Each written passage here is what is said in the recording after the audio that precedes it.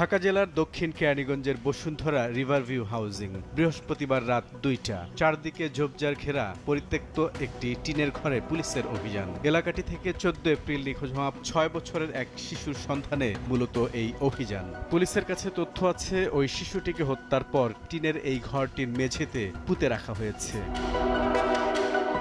শাকিল হোসেন নামে ১৯ বছরের এক তরুণকে আটক করে তার দেয়া তথ্যের ভিত্তিতেই অভিযানে নামে পুলিশ। তার দেখানো মতে ৩০ মিনিট চেষ্টার পর সঙ্গে থাকা ড্রোনের সহায়তায় উদ্ধার করা হয় মরদেহটি। অবশেষে খোঁজ মিলেছে ৬ বছরের শিশু মারিয়ার। তবে জীবিত নয়, তার পচা গলা মরদেহ উদ্ধার করেছে পুলিশ। দক্ষিণ কেরানীগঞ্জের বসুন্ধরা রিভারভিউ হাউজিংয়ের ভেতরে অনেকটা পরিত্যক্ত এই টিনের ঘরে তাকে নিয়ে আসা হয়েছিল অত্যন্ত সুপরিকল্পিতভাবে।